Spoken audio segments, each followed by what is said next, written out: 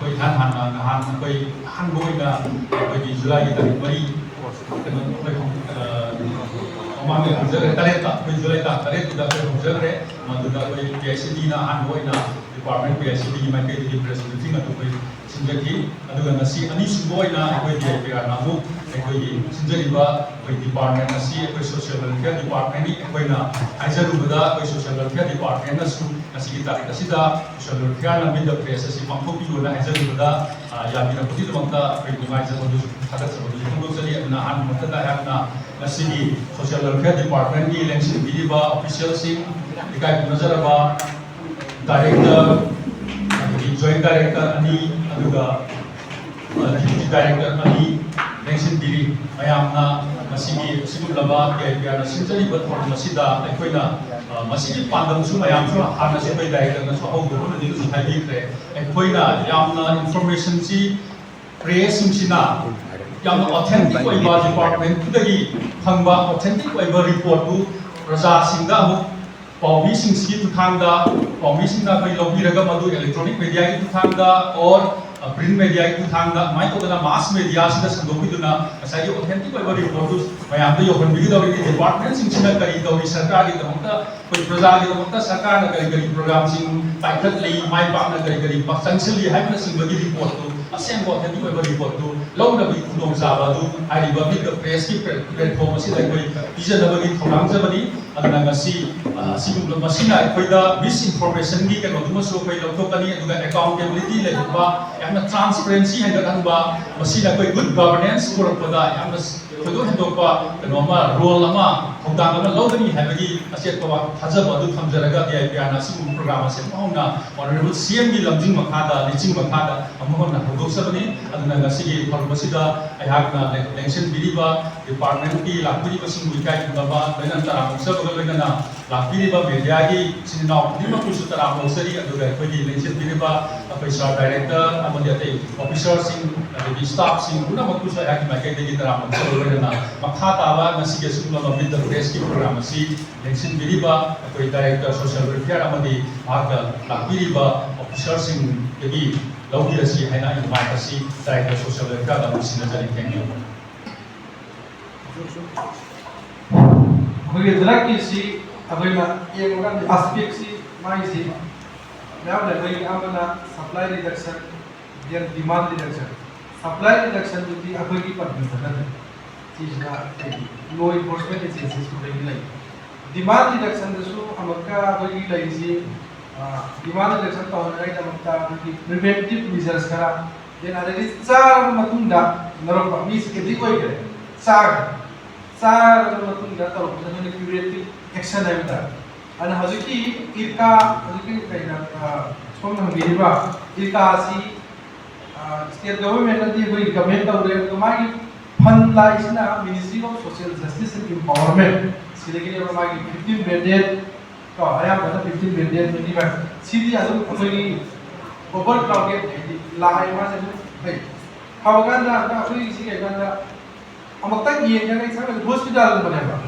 irka la is ma si disease id drug service ke dibo irka hadopang da dei ma si la e ko tamne ma koi guidelines ki ministry की guidelines की बात होगी ना हाथी की one मन जब इनका अगर ये फ्री जब ये भी jadi magi terkala itu kaunselor dokter nurse lagi magi sigi lo dah lagi one man sisa apa ये को kan di maximum apa di harga di sat pakan aduga amaka apa di 100 masuk mai apa nih 100 kan besar gitu ada sida di kan apa di responsible sih apa di dokter ya mayu di misu pulang nawi na bujang ya baik sigi once drug addict tau berarti kau ni ye bujang sama apa sih sugar na ada kau insulin ka apa kau ni kau ye bujang ka heart na ada apa doctor dah apa lidak cara once apa di BPC one jadi regular apa di check up apa canggih lah semua ini drug addict itu apa di disease sama aja drug addict tau berarti setelah dah one time setelah dah kamu gaya semua 99% hal अलमारी की सही है मतलब हम अपनी बच्ची को भी है इसका अर्थ वास मैं चाहता हूँ सही है मतलब एटलीस्ट अगर कोई की कायदा कोई एक्सपर्ट में नहीं है तो करना अगर ना मिसी कमिटमेंट नहीं लगा तो रोटी वास ये नहीं बस सेंटर के साथ मिलती मैक्सिमम 2 years तक 6 months लगी 2 years 2 years तक दी हम का चाहनी करते हैं 2 years ना सी के बाद खाली बाबती अभी सही बता हन बात ना इनका आता है कि ट्रीटमेंट तो लोग ने चक्कर माय ट्रीटमेंट तो हम लोग का एक्सपर्ट लोग कहना है बात ट्रीटमेंट तो हम आज मार करने हो सकती है और सीधा कम्युनिटी अभी ड्रग कम्युनिटी में आप अभी फरका अभी कमान तो अभी शेयर रिलायंस होगा बिजनेस में हम तो होगा दुगा अभी प्राइवेट की ट्रस्ट से ना मिले ट्रक सेंटर का प्राइवेट की में हम नहीं जाना प्राइवेट की चीज अभी मणिपुर 47 प्राइवेट रिहेब सेंटर ने हमें इनकाजिना ministry of social justice and empowerment ना अंदर मणिपुर की ड्रग पॉलिसी हमारा 2019 da sempre ka da diga official gazette ta bin ponga lai basi ki makada trust na ka rehab center private rehab center tawsi asili private rehab center 40 samay ne bolai ala manipur ki yam provide rehab center si india ka model ni ai rehab center 99.9% rehab center tawsi community user ne an use to diba user community ki marak ta ni ba abai rehab center tawsi अरे माकोई का खंग में नमसाने खंग में ना कोई तो राजा खंग हो फंडियन से कोई स्टेट की फाइनेंशियल पोजीशन वेरियस रीजंस में कोई ना कोई चलाई बकाल का वाद होती है ना कोई चैलेंजेस मयाम तो ये नहीं और ड्रग यूजर की सर्विस की कोई की सोशल वेलफेयर की किताना मिनिस्ट्री का तीन मोमेंट और सेम में कोई सोशल वेलफेयर का डायरेक्ट कोई की सर्वे तो की लाइब्रेरी अलगी मेक्स ना नागपुर ना तो मतलब की अगर ये आराम अभी ड्रग यूजर सी करी की अभी की ये महा देता है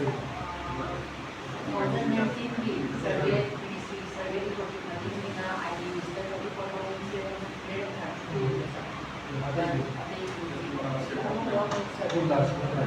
तो अजून मणिपुर का अभी ड्रग यूजर है 2 लाख से अब नहीं अजून 2 लाख अब सी ड्रग यूजर है अजून लाइक 2019 का सर्वे में तो दिया जो मतलब ना अब 2 लाख अगर हजूती अंका इनिशिएशन से अंगा इधर ले अंगा से कोई इनिशिएशन से अंग होम में कंप्लीट करता ड्रग सिजिल जो भी जो यावना अंगा क्लास 8 नंबर 9 नंबर 8 नंबर से कोई है अदु एडिट कोई ना डिफरेंट मेथड है ड्रग यूज तो पाउस इनिशिएट तो गई इनिशिएशन ना लगा तो की दिया होगा लेकिन एडिट कोई ना इनिशिएशन समझ ना पर एडिट कोई का और याम लाइन में पकड़ा सिना अदुगी जोगी अदुगी प्रॉब्लम तो लगा सी ना कोई अवेयरनेस कैंपेन मा ना करना है सब सी सर्वे से सोशल वेलफेयर तो भी सर्वे है lakh ministry of social justice and empowerment का तो इसका समझ सी सर्वे तो 19 अदु की ड्रग पॉलिसी 2019 की से मणिपुर का फुल फ्लेजर ने इंप्लीमेंट तो भी रहा तब हाइली तौबदी हो रे 100% मक्ति है भाई इंप्लीमेंट तो दी भाई सी अदम तो ने roll out step by step अदम तो भाई की हजू लेटेस्ट है भाई ड्रग सेल स्टेट की ड्रग सेल भाई की अथु मतलब ता हां नहीं भाई की स्टेट की एजेंसी की मतलब ड्रग सेल मा तो ना ड्रग सेल मा हां नहीं देन अदम भाई ट्रेनिंग सेंटर मा आइम दारे रिहेब सेंटर दा लेगो मखै स्कूल की ओजा मखै यूनिवर्सिटी की ओजा मखै कम्युनिटी लीडर्स मखै से बना ट्रेनिंग भी ना ट्रेनिंग प्रोग्राम से जो अगर ये विदिन अगर ये 5 अगस्त को अगर ये ट्रेनिंग भी वहां जो हो ट्रेनिंग से कई बता ट्रेनिंग से दा कि अगर ये ड्रग यूजर्स को कैसे से कम आइना खंगो के नहीं आईदी आया मुगा अगर ये ड्रग तो इसी तो सारो की तो खंगे माने एडिट कर पकांदा एक तो खंग मोइ न दो अरे ड्रग से मामा पापा को कैसा स्कूलिंग को सारो कैसा इनमें बिहेवियरल चेंज ला पकांदा सी अंगांग से ड्रग चारा की बचत कर रहा कम आइना खंगे ने तुम बारी के एडिट कोई एडिट से कम कोई निमा से अचुम बोलती जा कम आइना रोकनी कम आइना काउंसलिंग तो बनी कम आइना मोहि से हैंडल तो बनी दुगा तो भाई अचुम बोलती जब को ना तुम बोलो केस अरो विना की ड्रग सेल है से करी नो तो बाहर लो ड्रग सेल से अभी तो उधर से अभी हजकी जिरका लेबा डेट अभी प्राइवेट की रिहेब ट्रस्ट की रिहेब लेबा अदगी अभी पॉलिसी सी अभी इंप्लीमेंट तौरबा अदगी डिमांड रिडक्शन